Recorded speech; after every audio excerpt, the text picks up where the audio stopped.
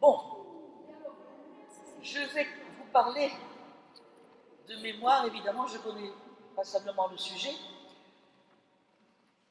Je vais répondre tout de suite à la question que posait mon titre, à savoir de Micot à Vénère-Quarin.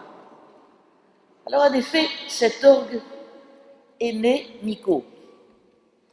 Et l'orgue qui est revenu n'était pas l'orgue Micot seul, mais un orgue beaucoup plus riche, beaucoup plus complet, beaucoup plus capable de jouer, non pas seulement pour accompagner la méditation et la prière, mais pour animer de grandes cérémonies dans une église séculière et non plus une chapelle d'un ordre régulier comme étaient les bénédictins. Voilà. Alors, entre-temps, il s'est passé beaucoup de choses. Et ce n'est pas par hasard que j'avais intitulé l'ouvrage que j'ai fait éditer par les amis Castor Astral, c'est-à-dire monsieur et madame Toralba. Le voilà, l'Odyssée de l'orgue, que je ne saurais trop recommander parce que, vous voyez, je vais peut-être abréger un peu ce soir. Alors, bien sûr, il y a toujours des gens qui sont trompés par la nouveauté du buffet. Et encore dimanche dernier, j'ai quelqu'un qui m'a dit « Ah, mais alors vous avez un orgue neuf ?» Je dis « Écoutez, l'apparence seulement. Le buffet est neuf, mais ce qui est à l'intérieur est un monument historique classé comme tel depuis quand même 1977. » Alors évidemment, les gens arrondissent les yeux et sont surpris. Je dis « De toute façon, vous savez, ce qui est difficile à croire, pendant très longtemps, ce qui était buffet relevait d'un ministère. Ce qui était partie instrumentale relevait d'un autre ministère. Ça, c'est Loïc Métrope qui me l'a appris il n'y a pas longtemps, il y a 3 ans. Voilà. Et c'est d'ailleurs lui qui a fait coïncider la présence des 2 morceaux sous le même ministère. Ce qui n'était pas le cas jusque-là. Mais alors, comment vous résumez ces étapes de l'Odyssée? Donc, tout à l'heure, vous avez entendu divers intervenants parler de la Révolution. Effectivement, c'est ce qui s'est passé là. C'est un des dommages collatéraux de la Révolution qui avait vidé complètement la primatiale Saint-André de tout son mobilier, qui a valu à notre chapelle priorale à l'époque de l'Aréole de se voir son mobilier confisqué. Et là, vous savez, les gens n'étaient pas du tout contents. Si, bon, après la signature du Concordat, les choses reprenant à peu près la vie que l'on voulait, disons, normale, Bonaparte, puisqu'il n'était pas encore Napoléon, mais Bonaparte, qui pensait depuis longtemps à réconcilier les Français, s'était dit qu'il fallait commencer par remettre l'église d'aplomb. Oui, vous avez entendu tout à l'heure, elle avait été temple de la raison, culte de l'être suprême, enfin il y avait eu 1000 fariboles de cet ordre-là. Et lorsque les Réolais apprirent que le mobilier de l'église allait devoir leur être enlevé sous le prétexte qu'il était exposé aux intempéries, qui pleuvait d'ailleurs dans cette église. Alors il faut vous dire qu'un certain Constantin Fauché, oui, un des 2 jumeaux, César et Constantin Fauché, un des 2 jumeaux n'avait fait ni une ni deux, mais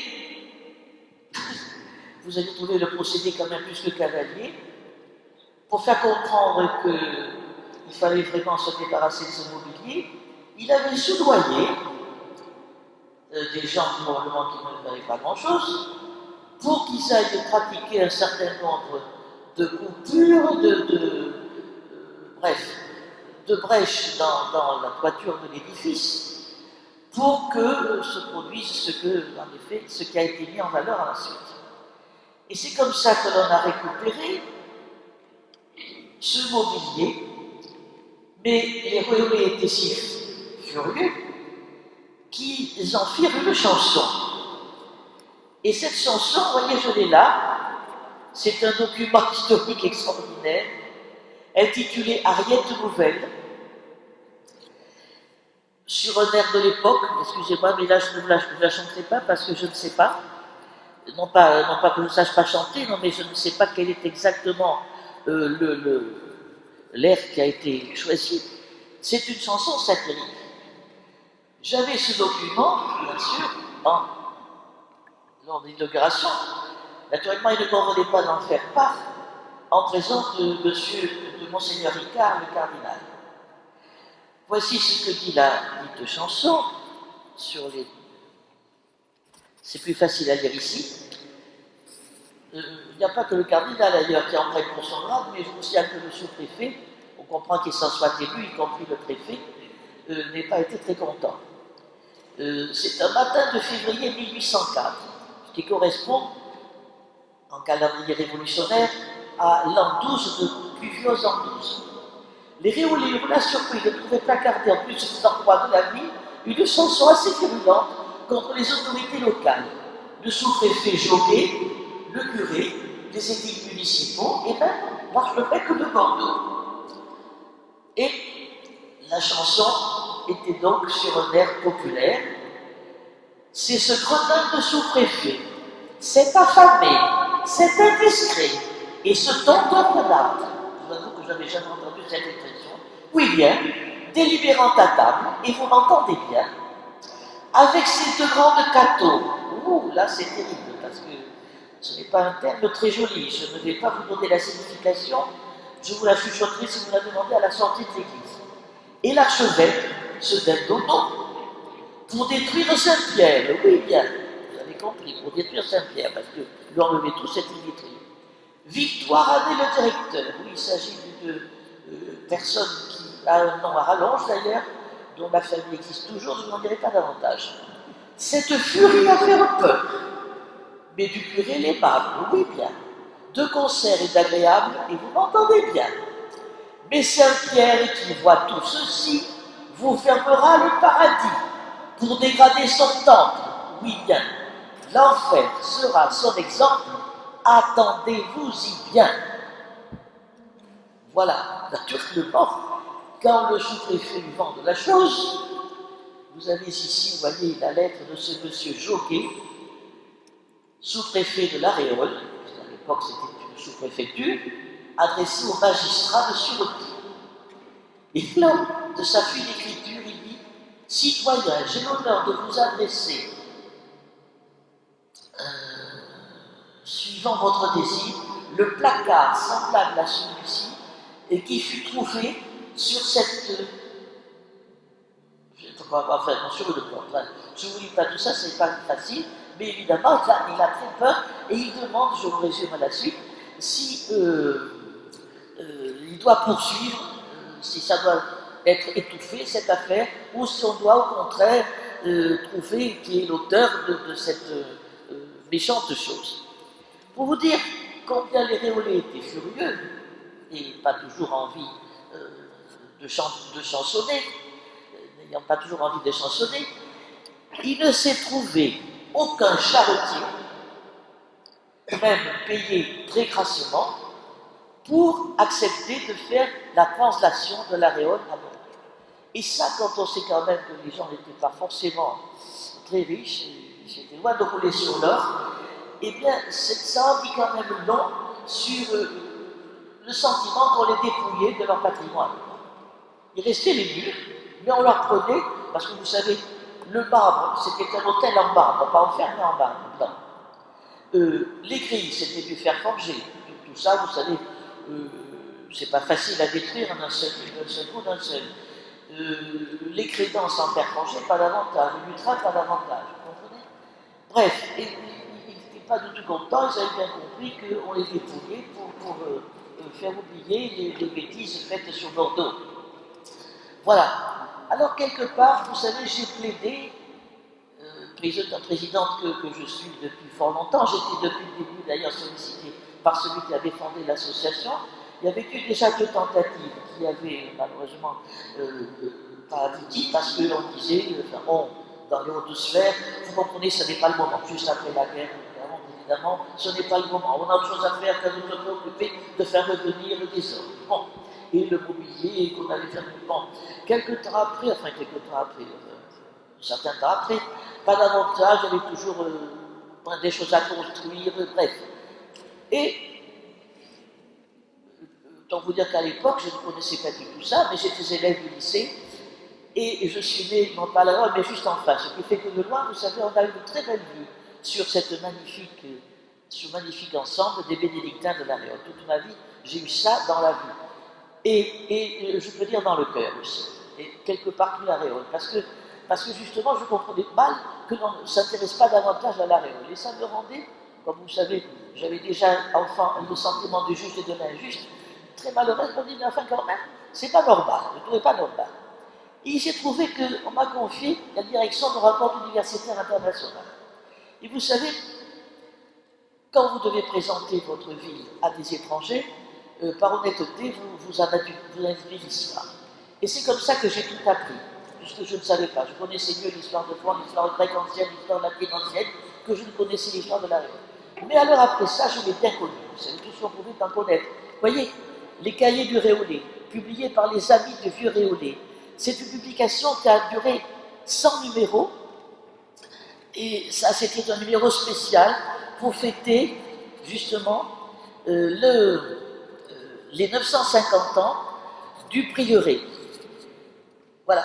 Et vous voyez, il y a tous les... Enfin, c'est notre Bible, Marie-Claude Jean qui a parlé tout à l'heure avant moi, connaît ça tout bien, et évidemment, tous ceux qui ont un jour voulu savoir quelque chose du patrimoine réolais, y ont mis le nez. Alors, pour vous faire vite, j'ai eu connaissance de ça, je me suis donc retrouvée présidente parce qu'on me disait il faut que le ministère comprenne qu'il y a une envie, c'est-à-dire si ça n'était porté que par les édiles, si vous voulez, ça ne suffisait pas. Et à l'époque, je crois que nous étions au moins 2 à connaître, à en avoir grandement envie. C'était, pardon, monsieur le maire, mais vous étiez membre du conseil, vous aussi, vous en avez eu connaissance très vite. Bernard Castagnier et moi. Et on va y arriver, oui, on va y arriver. Bon, effectivement, on y est arrivé, et ça a été long, évidemment. C'est-à-dire que, voyons, l'association existait depuis 2001, et comme vous avez vu peut-être sur la plaque, il a fallu attendre 2015, mais ça valait la peine d'attendre. Mais, entre-temps, alors il y avait des phases, vous savez, où on se disait, ça va être perdu, ça, bon. Mais il y avait des moments où on espérait, c'est-à-dire quand, par exemple, revenaient les morceaux, le vrac. Parce qu'entre-temps, notre orgue, vous savez, que je vous dise quand même, je m'en suis dispensé tout à l'heure, notre orgue avait donc été déplacé pour la primatiale Saint-André. Bon. Seulement rapidement, Monseigneur Daviau avait trouvé que cet orgue était faible. Vous connaissez la taille de la cathédrale, vous voyez la taille d'ici, à qui il manque évidemment un grand morceau, 3 travées quand même. Hein, ce qui faisait dire à mes amis grecs des rencontres universitaires, mais Régine, tu as une église orthodoxe ici, comment? Ah, et je réalisais, parce qu'en effet, mais c'est la même, vous savez que les églises orthodoxes, la croix orthodoxe a la même, les 4 branches ont la même longueur. Alors j'étais obligé de leur expliquer qu'on nous avait supprimé, celui qui habitait à l'époque, sous Henri III d'Angleterre, qui possédait le château des Calsos, avait puni les habitants de la Réole qui avaient grimpé sur les toits pour priver de flèches justement les occupants du château. Bon, il faut bien se défendre de temps en temps. Résultat, je vous passe les détails, mais décision est prise de déplacer encore l'orgue, notre micro. Vous allez voir pas tout. Parce qu'ils ont bien pris la précaution de garder le positif, c'était toute la façade. Donc, quand vous irez à la cathédrale de Bordeaux, regardez bien et vous verrez que cette façade, c'est notre orgue. Voilà. Vous comprenez pourquoi il a fallu avoir un buffet tout neuf qui a été fait, dont par M. Poirin, et dont la couleur a été choisie avec l'accord bien entendu de la BRAC, parce que vous savez, tout ça, ce sont les gens de la BRAC qui ont mené ça, M. Sémenou et M. Poirin, M. Sémenou étant le technicien conseil, l'organiste lui-même d'ailleurs, et M. Poirin, celui qui avait choisi la municipalité pour refabriquer, donc restaurer tout ça. Et donc notre orgue est parti à, comme on l'a dit tout à l'heure, à l'abbaye de Sainte-Croix, et y a joué longtemps. Seulement, bon, il manquait un morceau, donc on a fait appel à Georges Vénère. Georges Vénère a ajouté 18 jeux, ce qui fait que l'orgue est passé, vous voyez, de 22 plus 18, ça fait déjà 40. Il y en a actuellement 44. Et 54 touches.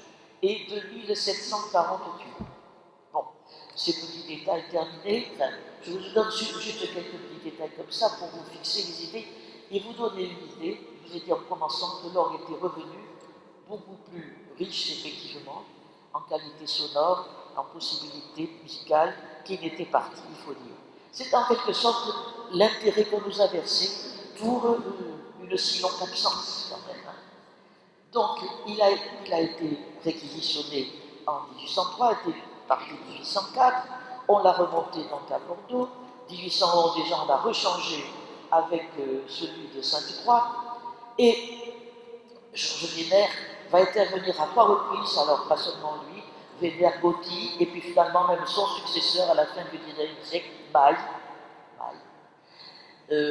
va encore apporter des modifications. Parce que vous savez, l'esthétique a changé, le goût aussi, on est dans plein romantisme, ce 19e, donc il a fallu s'adapter de toute façon.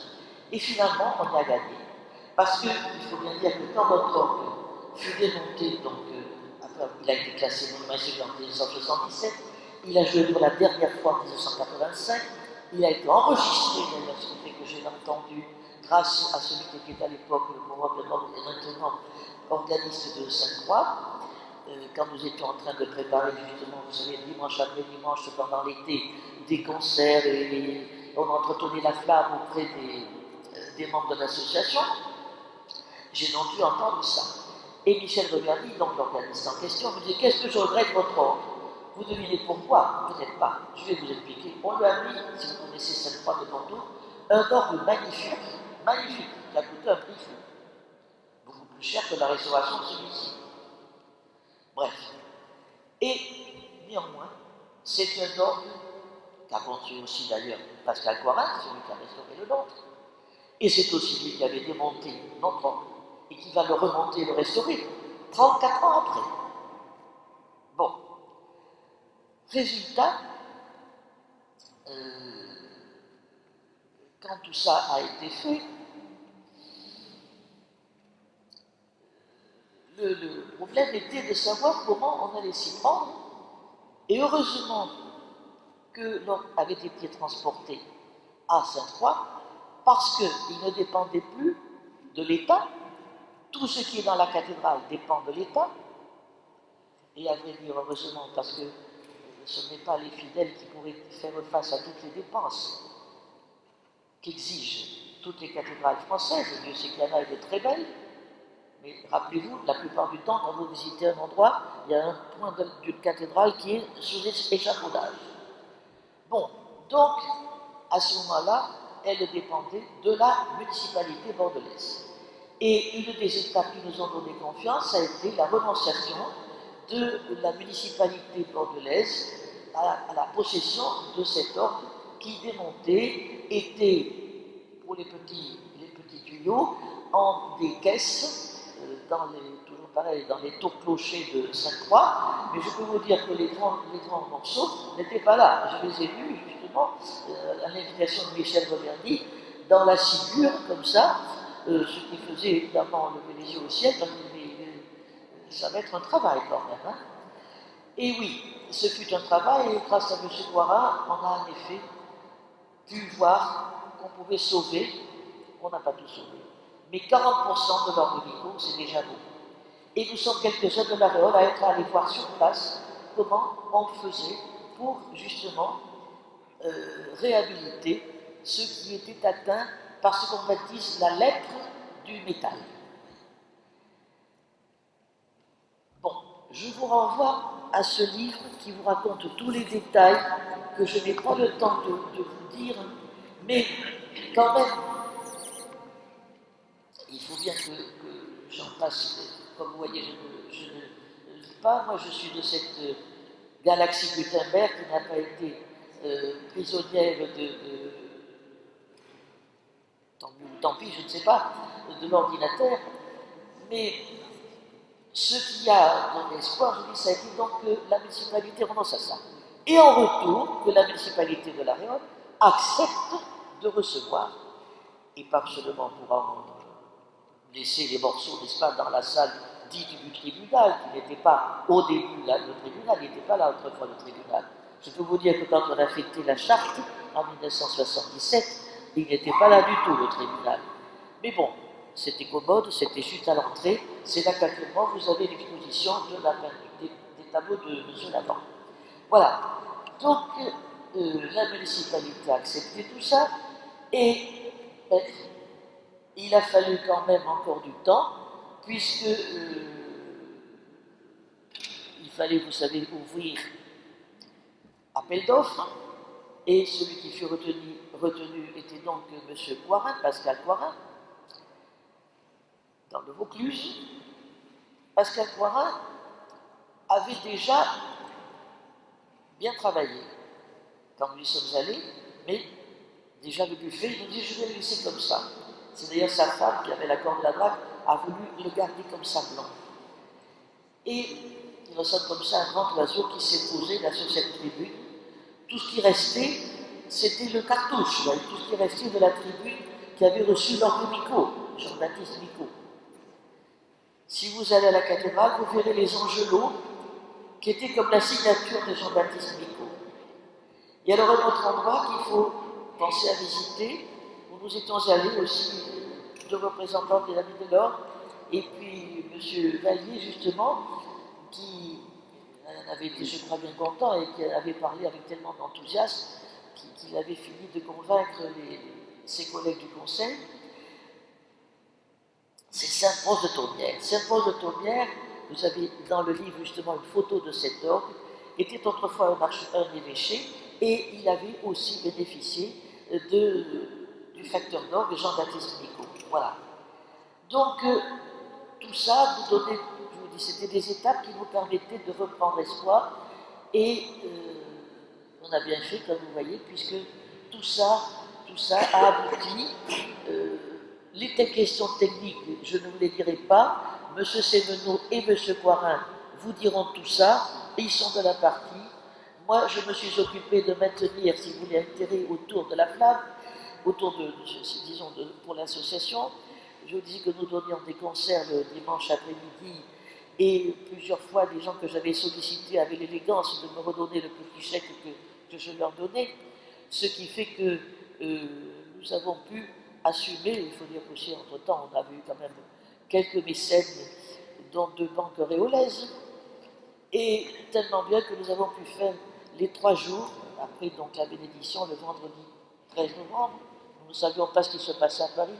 Je l'ai su pour ma part que le lendemain matin aux premières informations, parce que vous devinez, ça était quand même très intense tout ça. Et puis bon, on avait, après un vin d'honneur aussi, bien sûr, beaucoup de gens qui étaient là, beaucoup de choses à régler, tellement bien que, je vous dis, j'ai mis la télévision. Si le soir j'avais dit que je tombe sur un match, donc j'étais aussi simple, donc je ne savais pas du tout ce qui s'était passé à Paris, et je me l'ai appris le lendemain, et monsieur le maire était en train de téléphoner et nous avertissait qu'il fallait être à la mairie à 11h, puisque tous les tenants et aboutissants de ces 3 jours, dont non seulement le conseil, mais nous aussi qui avions contacté évidemment tous les gens pour le festival d'orgue, donc pour le lendemain samedi, et le dimanche, le préfet, vous devinez, était réticent à nous laisser poursuivre. La question fut posée et nous avons voté. Et nous avons voté, comme se rappelle sûrement M. le maire, et Jean-Pierre et d'autres qui sont ici, nous avons dit, si nous persistons, nous faisons ce qui a été prévu, parce que c'est quand même étonnant que ces cités, qui d'ailleurs avaient été quand même rapidement, disons, enfin on avait su rapidement de qui était parti les groupes, qui viennent s'intéresser à l'Arion. Voilà, excusez-moi d'avoir dû faire vite, mais je regarde l'heure aussi, vous savez.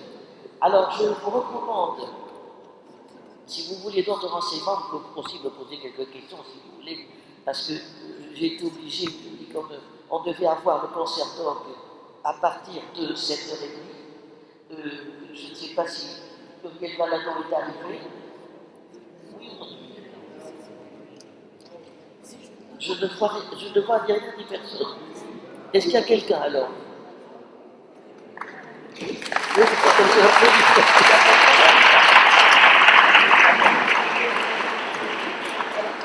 vous remercie. Si vous voulez voir les petits documents là que j'ai apportés, avec encore, voyez, la trace du clou qui les a tenus, avouez que c'est quand même assez drôle. Voilà, je vous remercie.